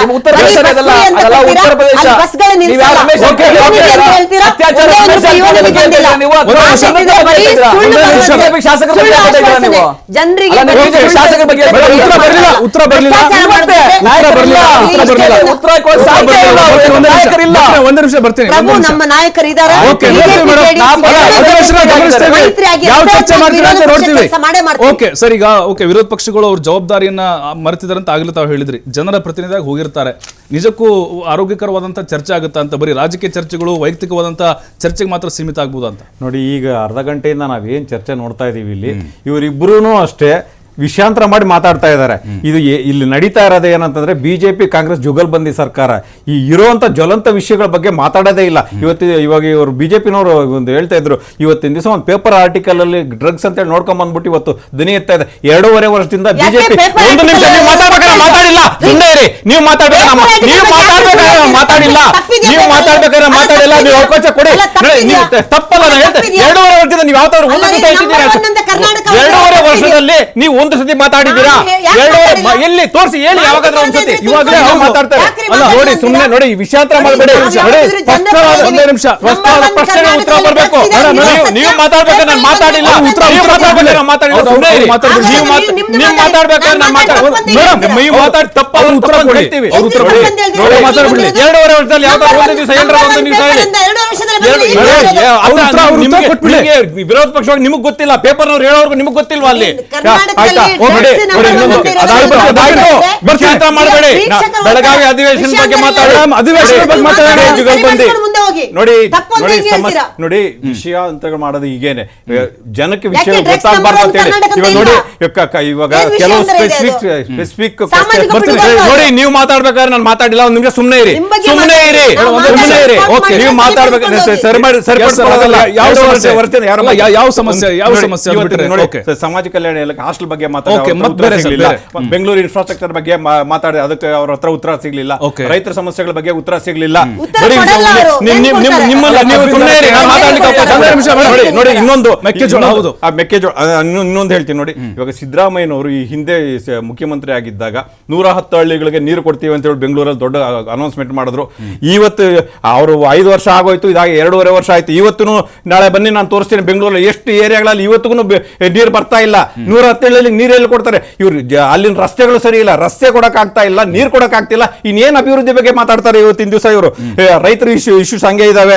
ಮತ್ತೆ ಇನ್ನೊಂದು ಏನಂತಂದ್ರೆ, ಇವರು ಮಾತೆತ್ತಿದ್ರೆ ಕಾಂಗ್ರೆಸ್ನವರು ನಮ್ಮ ಮಹಾತ್ಮ ಗಾಂಧಿ ಅಂತ ಹೇಳಿ, ಅವರು ಗಾಂಧೀಜಿಯವರ ಒಂದು ಕನಸಾಗಿತ್ತು ಏನಂದ್ರೆ ಗ್ರಾಮ ಸ್ವರಾಜ್ಯ, ಪಂಚಾಯತ್ ರಾಜ್ ವ್ಯವಸ್ಥೆಯಲ್ಲಿ. ಈಗ ZPTP ಎಲೆಕ್ಷನ್ಸ್ ನಡೆದು ಎಷ್ಟು ವರ್ಷ ಆಗಿದೆ? ZPTP 3.5 ವರ್ಷ ಆಗಿದೆ, ಎಲೆಕ್ಷನ್ ನಡೆಸ್ತಾ ಇಲ್ಲ. ಗ್ರಾಮ ಪಂಚಾಯತಿ ಚುನಾವಣೆ ಅವ್ರ ಅವಧಿ 2 ತಿಂಗಳಲ್ಲಿ ಮುಗಿತಾ ಇದೆ. ಇಷ್ಟೊತ್ತಾಗಲೇ ಚುನಾವಣಾ ಪ್ರಕ್ರಿಯೆ ಆಗ್ಬೇಕಾಗಿತ್ತು, ಅದು ನಡೆದಿಲ್ಲ. BBMP ಎಲೆಕ್ಷನ್ ನಡೆದ 5 ವರ್ಷ ಆಗಿದೆ, ಅದು ನಡೀತಾ ಇಲ್ಲ. ಇದ್ರ ಬಗ್ಗೆ ಜನರ ಸಮಸ್ಯೆಗಳ ಬಗ್ಗೆ ಏನೂ ಇಲ್ಲ. ಇವ್ರು ಏನಂತಂದ್ರೆ, ಇವ್ರು ಬೇಕು ಅಂತ ಇವರೊಂದು ಇಶ್ಯೂ ಕೊಡೋದು, ಅದ್ರ ಬಗ್ಗೆ ಅವ್ರು ಮಾತಾಡೋದು, ಅವರೊಂದು ಇಶ್ಯೂ ಕೊಡೋದು, ಇವ್ರ ಬಗ್ಗೆ ಮಾತಾಡೋದು, ಬರೀ ಜುಗಲ್ಬಂದಿ ಆಗುತ್ತಷ್ಟೇ. ನಿಜವಾದ ಜ್ವಲಂತ ಸಮಸ್ಯೆಗಳ ಬಗ್ಗೆ ಚರ್ಚೆ ಆಗೋದೇ ಇಲ್ಲ. ನಾಳೆ ದಿವಸ ಇವತ್ತು ಇಲ್ಲಿ ಏನ್ ಚರ್ಚೆ ಇವರಿಬ್ರು ಮಾಡ್ತಿರೋದು ನೋಡ್ತೀವಲ್ಲ, ನಾಳೆ ದಿವಸ ಸದನದಲ್ಲೂ ಅದೇ ಆಗುತ್ತೆ. ಜನರ ಬಗ್ಗೆ ಎರಡು ಪಕ್ಷಗಳ ಕಾಳಜಿ ಇಲ್ಲ. ಸುಮ್ಮನೆ ಇಲ್ಲಿಸಲದ ವಿಚಾರಗಳು ತಗೊಂಡು, ಯಾವತ್ತೋ ಹಿಂದೆ ಆಗಿರೋ ವಿಚಾರಗಳೆಲ್ಲ ತಗೊಂಡು ಮಾತಾಡ್ತಾರೆ ಹೊರತು ಇವತ್ತಿನ ದಿವಸ ಜ್ವಲಂತ ಸಮಸ್ಯೆಗಳ ಬಗ್ಗೆ ಯಾವುದೇ ಒಂದು ಸಮಸ್ಯೆಗೆ ಉತ್ತರ ಸಿಗಲ್ಲ. ಜನರ ತೆರಿಗೆ ಹಣ ಪೋಲ್ ಆಗ್ತಾ ಇದೆ ಅಷ್ಟೇ. ಇನ್ನೂ ಒಂದು ನೋಡಿ, ಇವತ್ತಿನ ದಿವಸ ಜಾತಿ ಸಮೀಕ್ಷೆ ಮಾಡಿದ್ರು ಹೊಸದಾಗಿ. ಹಳೆ ಜಾತಿ ಸಮೀಕ್ಷೆಗೆ 165 ಕೋಟಿ ಖರ್ಚಾಗಿತ್ತು. ಅದನ್ನ ಮೂಲೆ ಗುಂಪಿಗೆ ಆ 165 ಕೋಟಿ ಜವಾಬ್ದಾರಿ ಯಾರು? ಇವ್ರಿಗೆ ತೆರಿಗೆ ಹಣ, ಜನರು ನನ್ನ ಹಣ ನಿಮ್ಮ ಹಣ, ಇವ್ರು ಅದಕ್ಕೆ ಕಟ್ಕೊಡ್ತಾರ? ಇವತ್ತಿನ ದಿವಸ ಇನ್ನೊಂದು ಜಾತಿ ಸಮೀಕ್ಷೆ ಮಾಡಿದ್ರಲ್ವಾ, ಈ ಸದನದಲ್ಲಿ ಪ್ರಧಾನ ಅದನ್ನ ತಗೋತಾರ, ಅಂಗೀಕಾರ ಮಾಡ್ತಾರ? ಹೇಳಿ ನೋಡೋಣ. ಇವತ್ತಿನ ದಿವಸ ಇವ್ರ CM ಕುರ್ತಿ ಕಿತ್ತಾಡ ನಡೀತಾ ಇದೆ. ಸಿದ್ದರಾಮಯ್ಯನವರು ಬೈ ಚಾನ್ಸ್ ಇವ್ರು DK ಶಿ ಅವ್ರು ಬಂದ್ರೆ ಮತ್ತೆ ಅದು ಮೂಲೆ ಗುಂಪು ಸೇರುತ್ತೆ. ಇಲ್ಲೂ ಮತ್ತೆ ತೆರಿಗೆದಾರರ ಹಣ ಮತ್ತೆ ಒಪ್ಪಲಾಗಿದೆ. ಸ್ಪೆಸಿಫಿಕ್ ಸಮಸ್ಯೆಗಳು ಇದಾವೆ. ಇವಾಗ ನೋಡಿ, ಧಾರವಾಡದಲ್ಲಿ ನೋಡಿದ್ರಿ, ಇದು ಏನು ರೆಕ್ರೂಟ್ಮೆಂಟ್ ಆಗ್ತಾ ಇಲ್ಲ ಅಂತ ಹೇಳ್ಬಿಟ್ಟು ಹೋರಾಟ ಮಾಡ್ತಿದ್ದಾರೆ. ಇಂಥ ಸಮಸ್ಯೆಗಳ ಬಗ್ಗೆ ಯಾರು ಮಾತಾಡೋದು, ದನಿ ಎತ್ತೋದಿಲ್ಲ, ಉತ್ತರ ಸಿಗೋದು ಇಲ್ಲ. ಇವ್ರಿಗೆ ಅದು ಬೇಕಾಗೇ ಇಲ್ಲ. ಇವ್ರು ಯಾವ್ದೋ ಒಂದು ವಿಷಯ ಇಟ್ಕೋತಾರೆ. ಇವಾಗ ನೋಡಿ, ಉಬ್ಲೋಟ್ ವಾಚ್ ಯಾವಾಗ ಆಗಿದ್ದು ಉಬ್ಲೋಟ್ ವಾಚ್, ಇವಾಗ ಅವ್ರಿಗೆ ಅಂದ್ರೆ ಅವರೊಂದು ವಿಷಯ ಕೊಡ್ತಾರೆ, ಇವ್ರು ಅದ್ರ ಬಗ್ಗೆ ಮಾತಾಡ್ತಾರೆ, ಇವರೊಂದು ವಿಷಯ ಕೊಡ್ತಾರೆ. ಅವ್ರು ಇದು ಜುಗಲ್ಬಂದಿ ನಡೀತಾ ಇದೆ ಅಷ್ಟೇ, ರಾಜಕೀಯ ಜುಗಲ್ಬಂದಿ ನಡೀತಾ ಇದೆ ಇವರಿಬ್ಬರದು ಅಷ್ಟೇ. ಹೌದು, ಒಂದು ಪ್ರಭು ಇವರು ಡ್ರಗ್ಸ್ ಬಗ್ಗೆ ಹೇಳಿದ್ರಲ್ಲ, ನಾನು ಏನಕ್ಕೆ ಡ್ರಗ್ಸ್ ಬಗ್ಗೆ ಆಮ್ ಪಾರ್ಟಿ ಅದೊಂದೇ ವಿಷಯ ಅಲ್ಲ, ಸಾವಿರ ಸಮಸ್ಯೆಗಳಿದ್ದಾವೆ. 1000 ಸಮಸ್ಯೆಗಳ ಬಗ್ಗೆ ಮಾತಾಡಿ, ರೈತರ ಬಗ್ಗೆ ಮಾತಾಡಿ, ವಿದ್ಯಾರ್ಥಿಗಳ ಬಗ್ಗೆ ಮಾತಾಡಿ, ಬಗ್ಗೆ ಮಾತಾಡಿ, ಮೇಡಮ್. ಸಮಸ್ಯೆ ಅಲ್ಲ, ಅದು ಒಂದು ಸಮಸ್ಯೆ. ನೀವು ಮಾತಾಡ್ಬೇಕಾದ್ರೆ ನಾವು ಅಲ್ಲ, ನಿಮ್ಗೂ ಮಾತಾಡ್ಬೇಕು. ನಾವು ಬಿಡಲ್ಲ. ನಾವು ಬಿಡಲ್ಲ. ನೀವು ನೀವೇ ಮಾತಾಡ್ತೀರಾ. ಯಾಕೆ ಎತ್ತಿದ್ದೀರಾ? ಆಮ್ ಆದ್ಮಿ ಪಾರ್ಟಿ ವಕ್ತಾರರು ನಿಜವಾದ ಸಮಸ್ಯೆಗಳ ಬಗ್ಗೆ ಕರೆಕ್ಟ್ ಆಗಿ ಮಾತಾಡಿದ್ದಾರೆ. ಅಗ್ರಿ. ಉತ್ತರ ಕೊಡಿ. ಇಲ್ಲ ಬ್ರದರ್, ಕೇಳಿಸ್ಕೊಳ್ಳಿ. ನಾನು ಶುರು ಮಾಡಿದ್ದೆ ಡಿಬೇಟ್, ನಾನು ಶುರು ಮಾಡಿದ್ದೆ ನಮ್ಮ ರಾಜ್ಯದ ಅಭಿವೃದ್ಧಿ ಬಗ್ಗೆ ನಾನು ಪಾಯಿಂಟ್ ಅಲ್ಲಿಂದನೇ ಶುರು ಮಾಡಿದ್ದು. ಆದ್ರೆ ನಾನು ವಿಷಯಾಂತರ ಮಾಡ್ಲಿಕ್ಕೆ ನಾನು ಇಷ್ಟ ಇರಲಿಲ್ಲ. ಬಿಜೆಪಿಯ ವಕ್ತಾರರ ಮಾತುಗಳಿಗೆ ನಾನು ರಿಪ್ಲೈ ಕೊಡಬೇಕಾಗಿ ಬಂತು. ಅವ್ರು ಏನಾದ್ರು ಕೊಡಿ,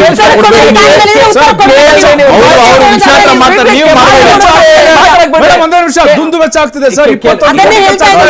6 ಕೋಟಿ ಜಾಸ್ತಿ ಆಗಿದೆ. 45 ಲಕ್ಷ ಸ್ಪೀಕರ್ ಸರ್, ಅದ್ರ ಬಗ್ಗೆ ಮಾತಾಡ್ತಿಲ್ಲ. ಈಗ ಕೇಳ್ರಿ, ಈಗ ಸೆಷನ್ ನಡಿಬೇಕಾದ್ರೆ ಹಂಗೆ ಮಾಡ್ಲಿಕ್ಕೆ ಸಾಧ್ಯ ಆಗಲ್ಲ. ಅಲ್ಲ, ಪಿಕ್ನಿಕ್ ಅಂತ ಹೇಳ್ತಿದ್ದಾರೆ, ಪಿಕ್ನಿಕ್ ಹೋಗಿ ಬರ್ತಾ ಇದಾರೆ ಅಂತ ಹೇಳಿ. ಈಗ ಆಮ್ ಆದ್ಮಿ ಪಾರ್ಟಿಯವರು ಶಾಸಕರು ಯಾರಿಲ್ಲ, ಅವ್ರಿದ್ರೆ ಈ ತರ ಮಾತು ಹೇಳ್ತಿರ್ಲಿಲ್ಲ. ಯಾಕಂದ್ರೆ ನೀವು ಇವೆಲ್ಲ ಹೇಳ್ಬೇಡಿ.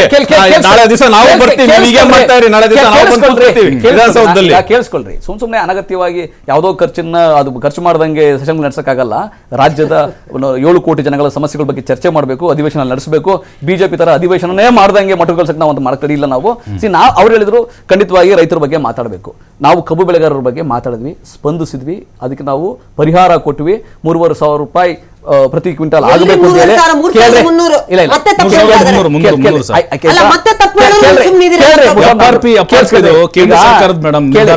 FRP ತೀರ್ಮಾನ ಮಾಡೋದು ಕೇಂದ್ರ ಸರ್ಕಾರ, ಸಕ್ಕರೆ ಬೆಲೆ ತೀರ್ಮಾನ ಮಾಡೋದು ಕೇಂದ್ರ ಸರ್ಕಾರ, ಅದು ದಾಸ್ತಾನು ಮಾಡೋದು ಕೇಂದ್ರ ಸರ್ಕಾರ, ಎಕ್ಸ್ಪೋರ್ಟ್ ಮಾಡೋದು ಕೇಂದ್ರ ಸರ್ಕಾರ. ಆಮೇಲೆ ಕೇಳಿ, ಅದಕ್ಕೆ ಬೆಂಬಲ ಬೆಲೆ ಘೋಷಣೆ ಮಾಡೋದು ಕೇಂದ್ರ ಸರ್ಕಾರ. ಯಾವ್ದಕ್ಕೆ? ಸಕ್ಕರೆಗೆ. ಇದೆಲ್ಲ ಮಾಡೋ ಕೇಂದ್ರ ಸರ್ಕಾರ ಇದ್ಬಿಟ್ಟು ನೀವು ಸುಮ್ಮನೆ ನಮ್ಮ ಮೇಲೆ, ನಾವು ರಾಜ್ಯ ಸರ್ಕಾರ ಅವ್ರು ಎಷ್ಟೇ ಹಣ ಕೊಡ್ಲಿ, 50 ರೂಪಾಯಿ ಕೊಡ್ಲಿ, 100 ರೂಪಾಯಿ ಕೊಡ್ಲಿ, ನಾವು ರಾಜ್ಯ ಸರ್ಕಾರ ತೀರ್ಮಾನ ಮಾಡಿ ಕೊಟ್ಟಿದ್ದೀವಿ. ಕೇಂದ್ರ ಸರ್ಕಾರದ ಪಾಲಿಲ್ವಾ? ಕೇಂದ್ರ ಸರ್ಕಾರದ ಹೊಣೆಗಾರಿಕೆ ಇಲ್ವಾ?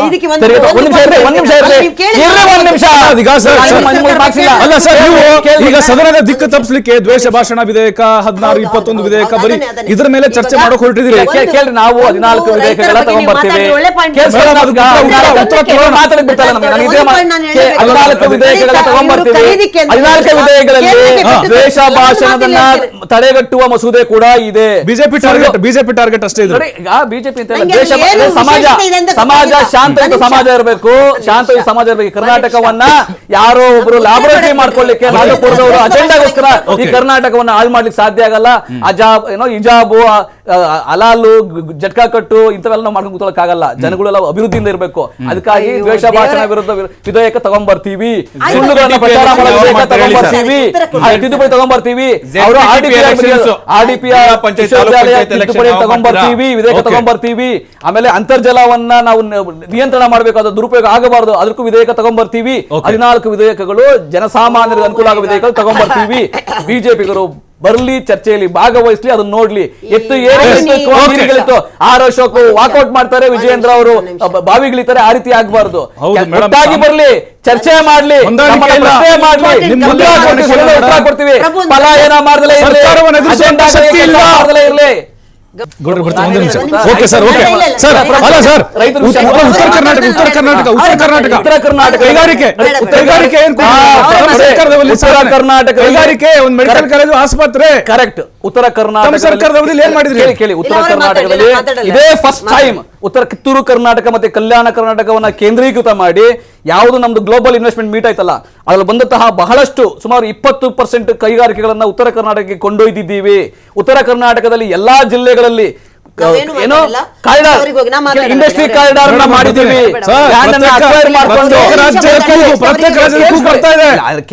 ಯಾವ ಸರ್ಕಾರ? ಜನರಿಗೆ ಯಾರು ಮಾಹಿತಿಯ ಕೊರತೆ ಇರೋರು ನಿಮ್ಮ ಸರ್ಕಾರದ ನಮ್ಮ ಶಾಸಕರಾಗ್ಲಿ ಇನ್ನೊಬ್ಬರ ಶಾಸಕರಾಗ್ಲಿ ದಡ್ಡರಿದ್ದರೆ ಮಾತ್ರ, ಮೂರ್ಖರಿದ್ದರೆ ಮಾತ್ರ, ಅವ್ರು ಯಾರೇ ಆಗಿರ್ಲಿ, ನಮ್ಮ ಶಾಸಕ ಆಗಿದ್ರು ಅಷ್ಟೇ, ಬಿಜೆಪಿ ಶಾಸಕ ಆಗಿರ್ಬೇಕು, ಮಾತ್ರನೇ ಆತರ ಪ್ರಶ್ನೆ ಮಾಡ್ಲಿಕ್ಕೆ ಸಾಧ್ಯ. ಅಖಂಡ ಕರ್ನಾಟಕಕ್ಕೆ ಇರತಕ್ಕಂಥ ತ್ಯಾಗ, ಬಲಿದಾನ, ಇತಿಹಾಸದ ಬಗ್ಗೆ ಗೊತ್ತಿಲ್ಲದವ್ರು ಮಾತ್ರ ತರ ಮಾತಾಡಲಿಕ್ಕೆ ಸಾಧ್ಯ. ನೋಡಿ, ಉತ್ತರ ಕರ್ನಾಟಕಕ್ಕೆ ಅಂತ ಕೂಡ ನೋಡಿ, ನೀರಾವರಿಗೆ ನಾವು ಉದ್ಯೋಗಾವಕಾಶಕ್ಕೆ ಒತ್ತು ಕೊಡ್ತಾ ಇದೀವಿ. ಇಂಡಸ್ಟ್ರಿ ಕಾರಿಡಾರ್ ಎಲ್ಲಾ ಜಿಲ್ಲೆಗಳು ಇಂಡಸ್ಟ್ರಿ ಕಾರಿಡಾರ್ ಮಾಡಿದ್ದಾರೆ. MB ಪಾಟೀಲ್ ಅವರು ವಿಶೇಷವಾಗಿ ಆಸಕ್ತಿ ತೆಗೆದುಕೊಂಡು, ಯಾಕಂದ್ರೆ ಅವರು ಬಿಜಾಪುರದವರಾದ್ರಿಂದ ವಿಶೇಷವಾಗಿ ಆಸಕ್ತಿ ತಗೊಂಡು ಕಾರಿಡಾರ್ಗಳನ್ನು ಮಾಡಿದ್ದಾರೆ. ಎರಡನೇದಾಗಿ ನಾವು ನೀರಾವರಿ ಕೆಲಸ ಮಾಡಬೇಕಾಗಿದೆ. ನಾವು ನೀರಾವರಿನಲ್ಲಿ ಮಹದಾಯಿ ಯೋಜನೆಗಳನ್ನ ಕೋರ್ಟ್ ತೀರ್ಮಾನ ಆಗಿದ್ರೂ ಕೂಡ ಕೇಂದ್ರ ಸರ್ಕಾರ ತಡೆ ಹಾಕೊಂಡು ಕೂತಿದೆ. ಕೇಂದ್ರ ಸರ್ಕಾರ ಅನುಮತಿಯ ಅಗತ್ಯ ಇದೆ. ಆಮೇಲೆ ಭದ್ರಾ ಮೇಲ್ದಂಡೆ ಯೋಜನೆಗೆ ನಮಗೆ ಹಣಕಾಸಿನ ವ್ಯವಸ್ಥೆ ಮಾಡ್ಕೊಳ್ಬೇಕಾಗಿದೆ. ಕೇಂದ್ರ ಸರ್ಕಾರ ನೀರಾವರಿಗೆ ಅನ್ಯಾಯ ಮಾಡ್ತಾ ಇದೆ. ಇದನ್ನ ನಾವು ಸಹಿಸ್ಲಿಕ್ಕೆ ಸಾಧ್ಯ ಇಲ್ಲ. ಬಿಜೆಪಿಯ 19 ಸಂಸದರು ನಾವು 224 ಶಾಸಕರು ಪ್ರತಿಯೊಬ್ಬರು ಕೂಡ ಅವರೇ ರಾಜ್ಯದ ಪರವಾಗಿ ರಾಜ್ಯದಲ್ಲಿ ಹಿತ ಇಲ್ಲ ಅಂದ್ರೆ ಬಿಜೆಪಿಗರಿಗೆ ಅವ್ರಿಗೆ ಕೇಳ ಧೈರ್ಯ ಇಲ್ಲ ಅಂದ್ರೆ ಪ್ರಶ್ನೆ ಮುಖ್ಯಮಂತ್ರಿಗಳು ಕೇಳ್ತಾರೆ, ಜೊತೆ ನಿಂತ್ಕೋಬೇಕು. 19 ಸಂಸದರು ನಾಪತ್ತೆ ಆಗಿದ್ದಾರೆ. ಉತ್ತರ ಕರ್ನಾಟಕ ದಕ್ಷಿಣ ಕರ್ನಾಟಕ ಆಗಲಿ, ಕರ್ನಾಟಕ ಈಗ ಮುಖ್ಯ, ಕರ್ನಾಟಕ ಮುಖ್ಯ. ನೀರಾವರಿ ವಿಷಯ ಮಾತಾಡಬೇಕು, ರೈತರ ವಿಷಯ ಮಾತಾಡಬೇಕು, ಯೋಜನೆಗಳ ವಿಷಯ ಮಾತಾಡಬೇಕು. ಆರ್ಥಿಕ ಅನ್ಯಾಯ ನಮ್ಗೆ ಏನಾಗ್ತದೆ, ಆರ್ಥಿಕ ಅನ್ಯಾಯ ಆಗ್ತದೆ, ತೆರಿಗೆ ಅನ್ಯಾಯ ಆಗ್ತಾ ಇದೆ, ಹಂಚಿಕೆ ಅನ್ಯಾಯ ಆಗ್ತಾ ಇದೆ, ಮೋಸ ಆಗ್ತಾ ಇದೆ. ಹಂಗಿದ್ರು ಕೂಡ ಬಿಜೆಪಿಯ ಒಬ್ಬೇ ಒಬ್ಬ ಸಂಸದ, ರಾಜ್ಯದ ಪರವಾಗಿ ಒಬ್ಬೇ ಒಬ್ಬ ಸಂಸದ ಮಾತಾಡಿಲ್ಲ. ಸಚಿವರುಗಳು ರಾಜ್ಯದಿಂದ ಆಯ್ಕೆಯಾದ ಸಚಿವರು ಕೂಡ ಒಬ್ಬೇ ಒಬ್ರು ಚಕಾರ ಎತ್ತಾ ಇಲ್ಲ. ರಾಜ್ಯಕ್ಕೆ ಅನ್ಯಾಯ ಆಗ್ತಾ ಇದೆ. ಪ್ರತಿಯೊಬ್ಬ ಕನ್ನಡಿಗರು ಕೂಡ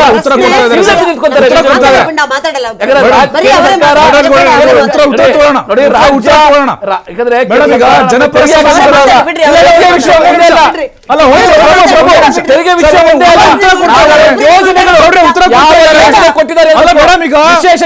ಜನಪರ ಸಮಸ್ಯೆಗಳನ್ನ ಬಿಟ್ಟು ಬರೀ ವಾಚು, ಆಮೇಲೆ ಕೆಲವೊಂದು ಧಾರ್ಮಿಕ ವಿಚಾರಗಳು, ಸೂಕ್ಷ್ಮ ವಿಚಾರಗಳು, ವೈಯಕ್ತಿಕ ವಿಚಾರಗಳನ್ನ ಎತ್ತಿರಿ ನೀವು ಸದನದಲ್ಲಿ.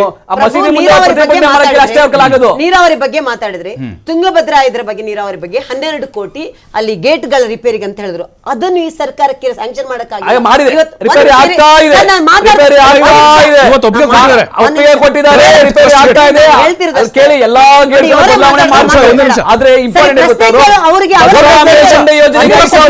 ಯಾಕೆ ಕೊಟ್ಟಿಲ್ಲ, ಯಾಕೆ ಕೊಟ್ಟಿಲ್ಲ, ಅನ್ಯಾಯ ಯಾಕೆ ಮಾಡ್ತೀರಾ? ಮಹದಾಯಿ ಯೋಜನೆ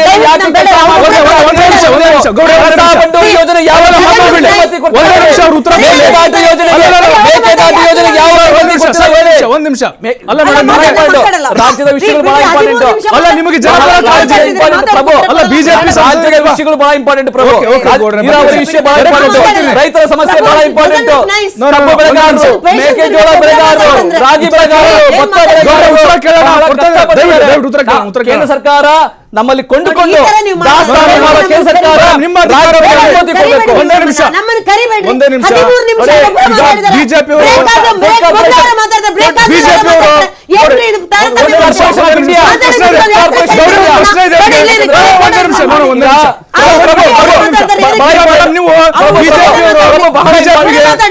ಬಿಜೆಪಿಯವರು ನೋಡಿ, ಬಿಜೆಪಿ ಅಧಿಕಾರಕ್ಕೆ ಬರಬೇಕಾದ್ರೆ ಲಿಂಗಾಯತರ ಕೊಡುಗೆ ಬಹಳ ಇದೆ ಮೇಡಮ್. ಲಿಂಗಾಯತರು ನಿಮ್ ಕೈ ಹಿಡಿತಾರೆ. ಪ್ರತಿ ಬಾರಿ ಅಧಿಕಾರಕ್ಕೆ ಬಂದಾಗ ಜಾಸ್ತಿ ಓಟ್ ಕೊಡ್ತಾರೆ. ಯಡಿಯೂರಪ್ಪನವರು ಕೂಡ ಒಪ್ಕೊಂಡ್ರೆ ಅವ್ರು ಮುಖ್ಯಮಂತ್ರಿಯಾಗಿ ಮಾಡಿದ್ರು. ನೀವು ಉತ್ತರ ಕರ್ನಾಟಕ ನಿಮ್ ಸಾಧನೆ, ನಿಮ್ ಸಾಧನೆ ಹೇಳಿ.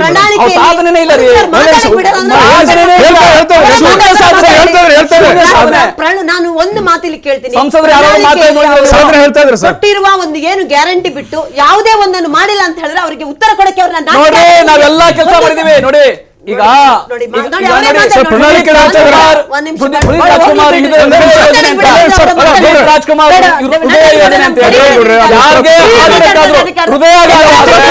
ಉಚಿತವಾಗಿ ಅವ್ರಿಗೆ ಇಂಜೆಕ್ಷನ್ ಆಸ್ಪತ್ರೆಗಳಲ್ಲಿ ಕೀಮೋಥೆರಪಿ ಸೆಂಟರ್ಸ್, ಜಿಲ್ಲಾ ಆಸ್ಪತ್ರೆಗಳಲ್ಲಿ ಕೀಮೋಥೆರಪಿ ಸೆಂಟರ್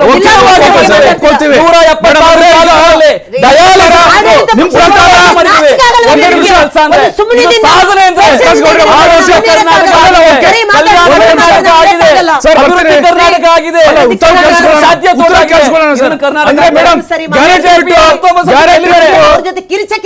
ಗ್ಯಾರಂಟಿ ಬಿಟ್ಟು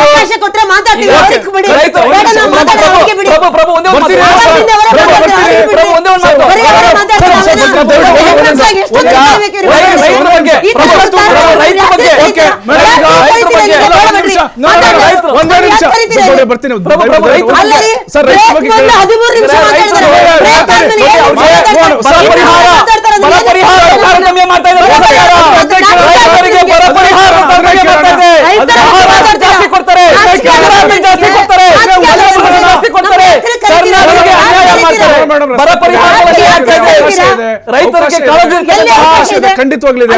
ರೈತರಿಗೆ ಕೊಡ್ತಾ ಇದ್ದಾರೆ. ಹೌದು, ನೆರೆ ಪರಿಹಾರ, ಬರ ಪರಿಹಾರವನ್ನ ಎಲ್ಲಾ ರಾಜ್ಯಗಳಿಗೆ ಸಮಾನವಾಗಿ ಮಾಡಬೇಕು.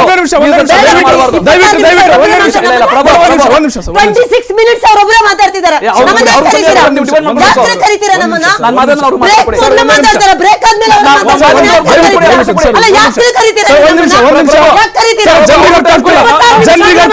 ಜನರಿಗೆ ಅರ್ಥ ಆಗ್ತಾ ಇಲ್ಲ.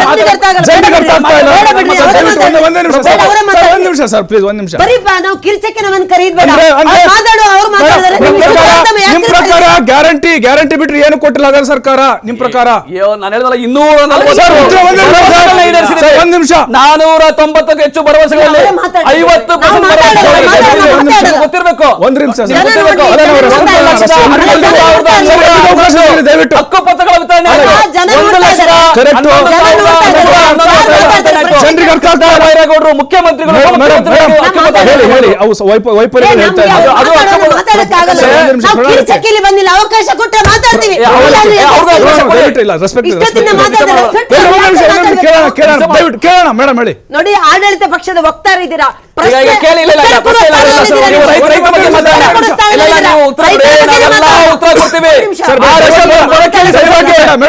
ಅಶೋಕ್ ಅವರು ಸೆಷನ್ ಭಾಗಿಯಾಗ್ಲಿ, ಎಲ್ಲಾ ಶಾಸಕರು ಸೆಷನ್ ಬರ್ಲಿ, ನಾವು ಉತ್ತರವನ್ನ ಕೊಡ್ತೀವಿ. ಅಭಿವೃದ್ಧಿಯನ್ನ, ಮಾದರಿಯನ್ನ ಶಾಸಕರು ಉತ್ತರ ಕರ್ನಾಟಕ ಭಾಗದವರು ಬಿಜೆಪಿ ಉತ್ತರ ಕರ್ನಾಟಕ ಭಾಗದ ಶಾಸಕರು. ಮೇಡಮ್ ನೋಡಿ, ಈಗ ನಾವು ಹೇಳೋ ಪ್ರಕಾರ, ಈಗ ನಮ್ಗೆ ಬಂದಿರುವಂತಹ ವರದಿಗಳ ಪ್ರಕಾರ ಆ ಭಾಗದ ಶಾಸಕರು, ಜನಪ್ರತಿನಿಧಿಗಳು, ರಾಜಕಾರಣಿಗಳು ಮಾತ್ರ ಉದ್ಧಾರ ಆಗ್ತಿದ್ದಾರೆ. ಜನರು ಅಲ್ಲಿ ಒಂಚೂರು ಅಭಿವೃದ್ಧಿ ಇಲ್ಲ. ಉತ್ತರ ರೈತರ ಬಗ್ಗೆ ನಾನು ಮೊದಲೇ ಹೇಳಿದ್ದೀನಿ, ಮೆಕ್ಕೆಜೋಳ ಖರೀದಿಗೆ 54 ಟನ್ ರೈತರು ಇಲ್ಲಿ ಬೆಳೀತಾ ಉತ್ಪಾದನೆ ಆಗ್ತಾ ಇದೆ. 54 ಲಕ್ಷ ಟನ್. 54 ಲಕ್ಷ ಟನ್. ಬರೀ 5 ಲಕ್ಷ ಟನ್ನಿಗೆ ಇವರು ಆದೇಶ ಕೇಂದ್ರ ಸರ್ಕಾರ ಎಕನಾಮಿ ಹಂಚಿಕೆ ಮಾಡಬೇಕು. ಕೇಂದ್ರ ಸರ್ಕಾರ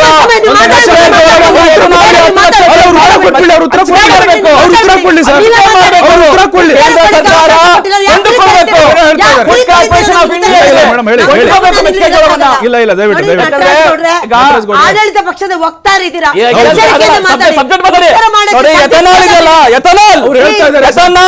ಎಥನಾಲ್ ಉತ್ಪಾದನೆಗೆ ಮೆಕ್ಕೆಜೋಳವನ್ನ ಅವರು ಹಂಚಿಕೆ ಮಾಡಬೇಕು. ಕೇಂದ್ರ ಸರ್ಕಾರ ಬೆಂಬಲ ಬೆಲೆಯನ್ನು ಕೊಡಬೇಕು.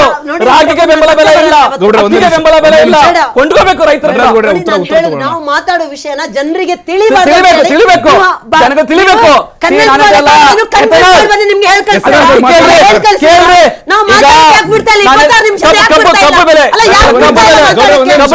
ಕಬ್ಬು ಬೆಂಬಲ ಬೆಲೆ ಮಾಹಿತಿ ಹೋಗ್ಬೇಕು ರೈತರಿಗೆ, ಮಾತಾಡಿದ್ದು ಜನರಿಗೆ ಅರ್ಥ ಆಗ್ಬಾರ್ದು. ನೋಡಿ, ನಾವು ಇಲ್ಲಿ ಕನ್ಫ್ಯೂಸ್ ಮಾಡ್ಬೋದು. ಶಾಸಕರು ಹೋಗ್ಬೇಕು, ಬಿಜೆಪಿಗರು ದಿಕ್ಕು ತಪ್ಪಿಸ್ತಾರೆ.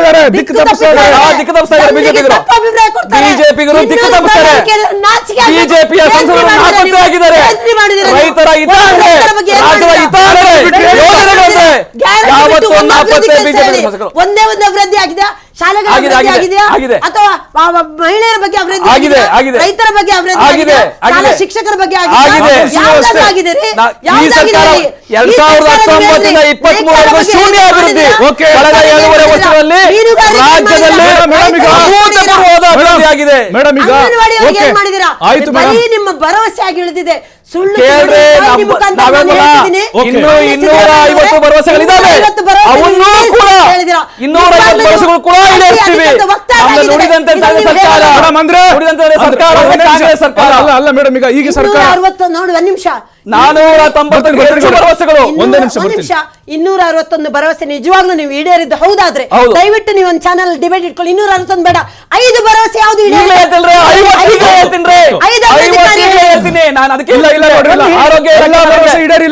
ರಾಜ್ಕುಮಾರ್ ಉದಯ ಹೇಳ್ತಾ ಇದ್ರಿ, ಕೇಳಿಸ್ಕೊಳ್ಳಿ, ನೀವು ಬಹಳ ಇಂಪಾರ್ಟೆಂಟ್.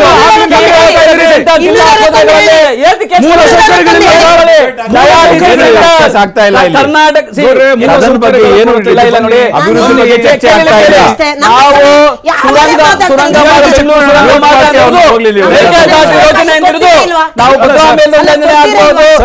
ಬಂಡೂರು ಯೋಜನೆ ಆಗಬಹುದು, ಕರ್ನಾಟಕಕ್ಕೆ ಎಲ್ಲಾ ಯೋಜನೆಗಳನ್ನ